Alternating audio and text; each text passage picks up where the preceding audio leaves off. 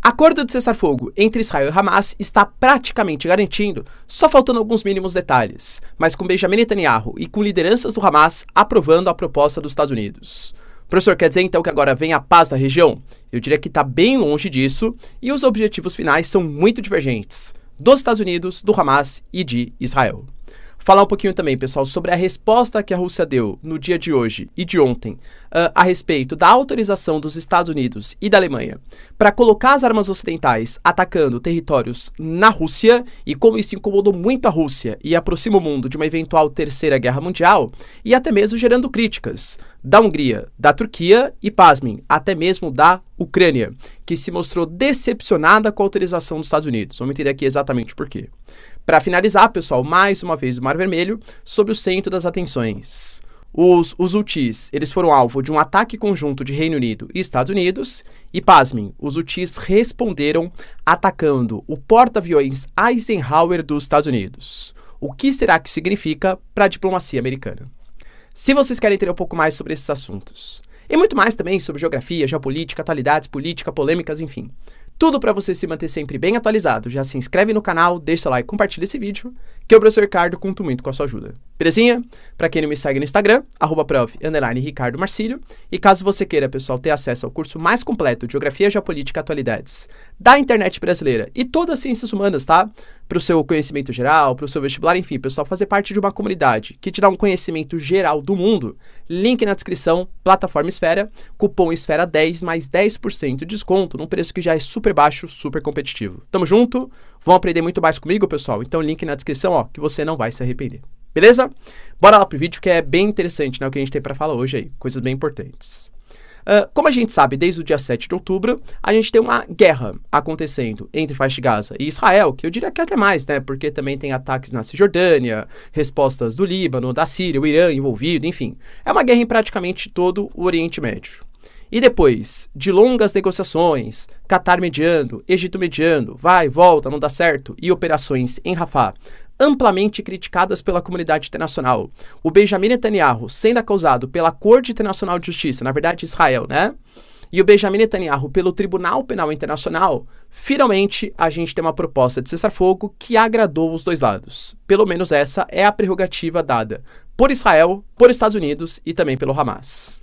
Essa proposta de cessar-fogo, ela foi mediada, como eu falei para vocês, pelos Estados Unidos, e ela vai contar, pessoal, com 3 fases. A primeira fase vai se basear num cessar-fogo já de 6 semanas, enquanto nessas 6 semanas há uma negociação de retirada progressiva das tropas israelenses do território da faixa de Gaza.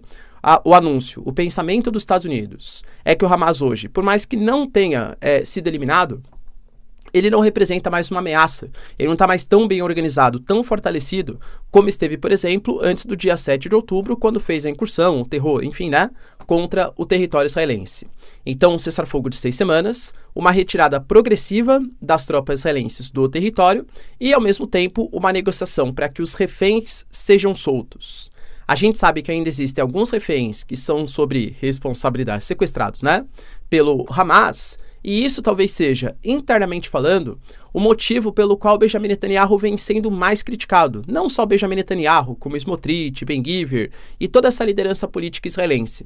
Falando que eles estão pensando muito mais na questão geopolítica, na questão do Estado de Israel, do que exatamente preservar a vida dos israelenses, ou de pelo menos parte dos israelenses, que estão sendo mantidos como reféns. Que nem eu sempre falo, né? Imagina se fosse você, cara, eventualmente, que tivesse o seu filho, seu neto, seu sobrinho, seu tio, etc., sequestrado por um grupo terror, taranã, e o Estado de Israel aumentasse a retórica agressiva contra o país que o atacou, fazendo com que os reféns pudessem sofrer cada vez mais. Talvez você não se sentisse confiável. Não que você gosta, né, do grupo terror, mas, enfim, você deseja que eles tratem bem, ou que eles não matem, pelo menos, os seus familiares. Então tem essa dicotomia. O Estado de Israel está sendo pressionado tanto externamente por conta das suas ações na faixa de Gaza, principalmente em Rafah.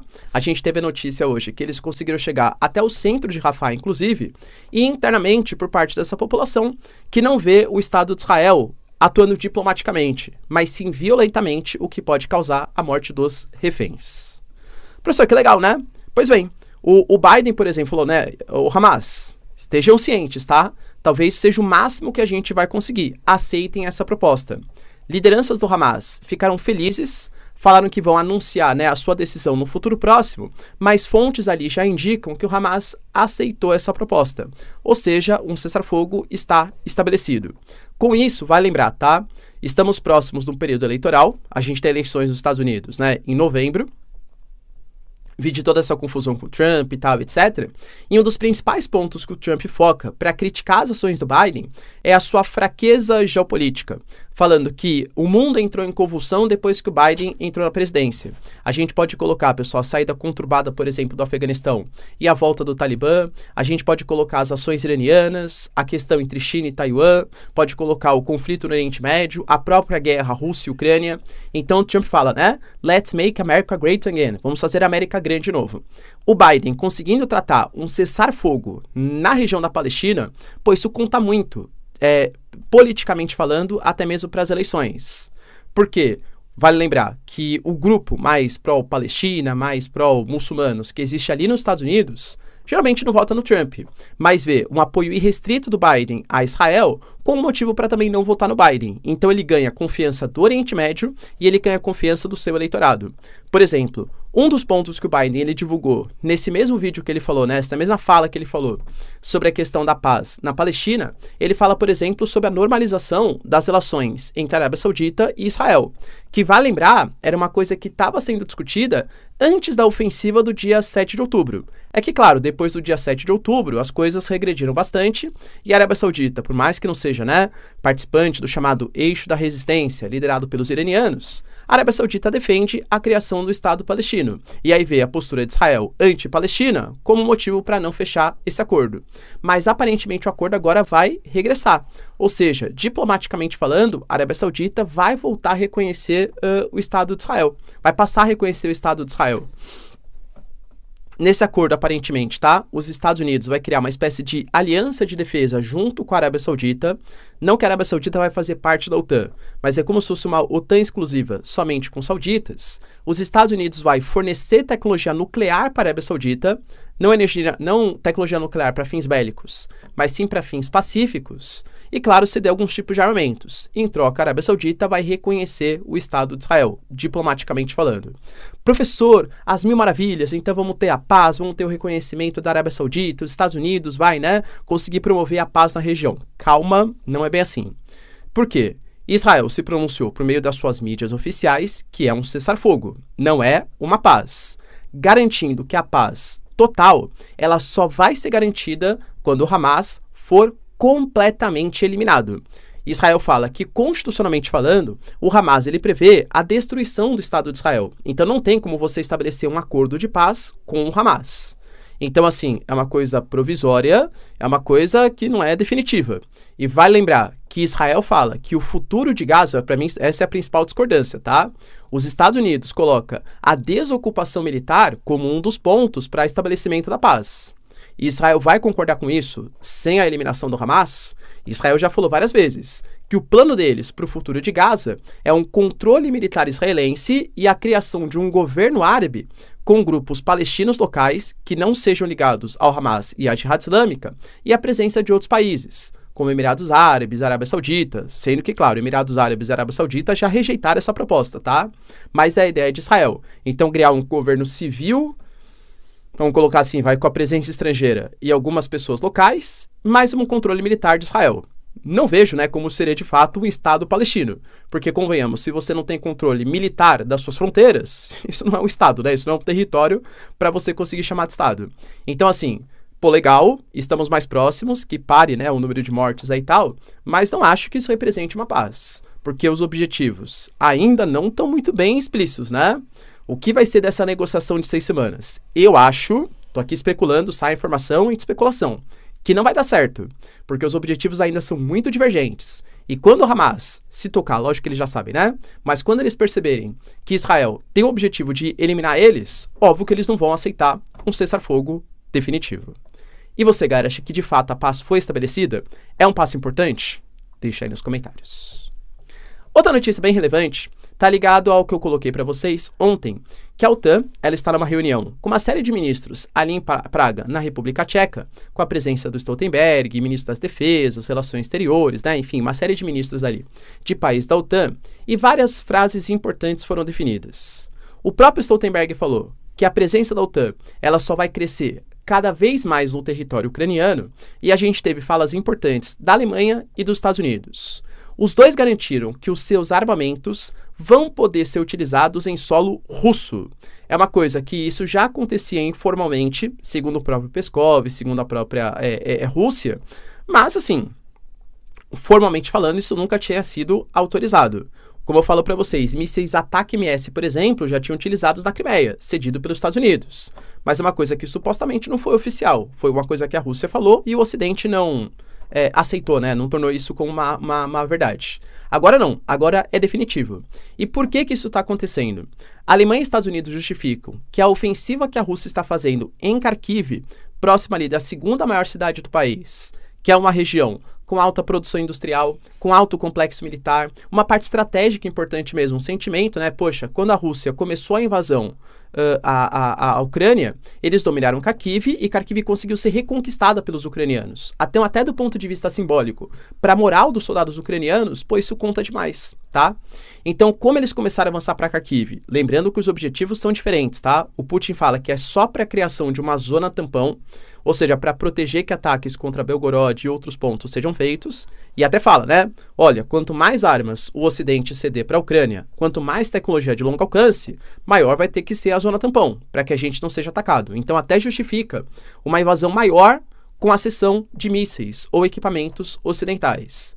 Já os Estados Unidos e a Alemanha perceberam que há um risco de expansão para dentro do solo ucraniano, e por isso aumentaram a retórica. Eu diria até que essa invasão em Kharkiv acordou alguns países que não estavam um pouco reticentes, né, em fazer ajudas maiores, a exemplo dos Estados Unidos e da Alemanha. A gente já viu também que nem todos os países concordam com essa da OTAN, concordam tanto assim com essa interferência em solo russo, como, por exemplo, a Hungria, que falou que quando assinou o tratado, a ideia era de pertencer a um grupo de defesa, a uma aliança defensiva, não uma aliança que ataca territórios de outros países, sendo que nem foi um país da OTAN que foi atacado, e lembrando também que nem falou, né, ceder mais mísseis significa uma incursão maior da Rússia em território. A própria Turquia, por exemplo, também colocou que apoia a ideia de uma ajuda à Ucrânia, não tem nenhum problema, mas que desde que a OTAN não faça envolvimento direto no conflito. Então, dentro da própria OTAN, existem rachas, existem diferenças, e isso vem sendo colocado, penso eu, tá? Quase como se fosse um teste.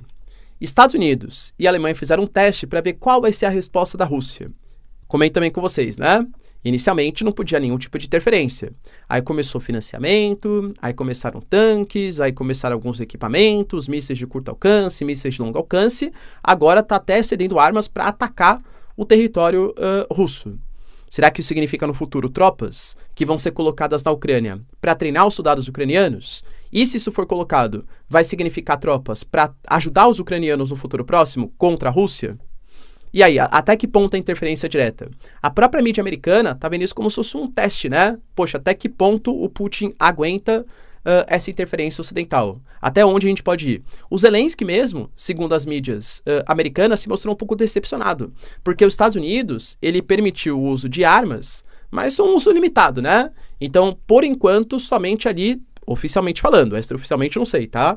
Somente ali próximo do território de Kharkiv, para impedir a ofensiva em Kharkiv. E o Zelensky queria mais. Não, a gente quer usar mais vezes.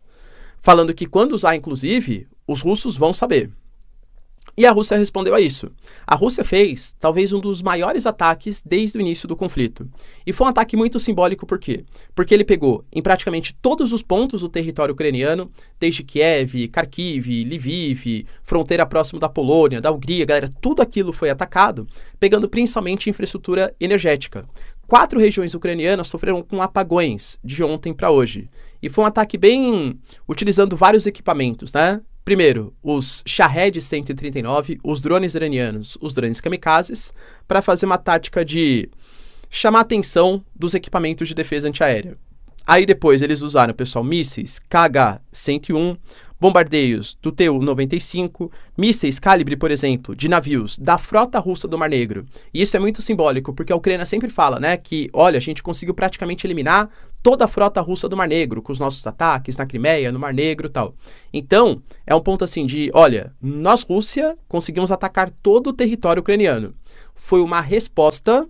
A Rússia fala, tá, que foi uma resposta ao ataque à infraestrutura de refino de petróleo, tal, que a Ucrânia fez. Mas se isso acontecer exatamente um dia depois das falas dos Estados Unidos e da Alemanha, é óbvio que é muito simbólico. É uma resposta, olha, a gente tem capacidade de atingir todos os pontos da Ucrânia. E com a Rússia falando toda vez em retaliações nucleares, dissuasão nuclear, fazendo exercícios nucleares com armas táticas junto com Belarus, nesse momento, pô, óbvio que isso preocupa. A corda tá esticando. Vocês acham, pessoal, que uma interferência direta faria a Rússia usar armas nucleares, mesmo que táticas, em solo ucraniano? O Biden já falou, tá?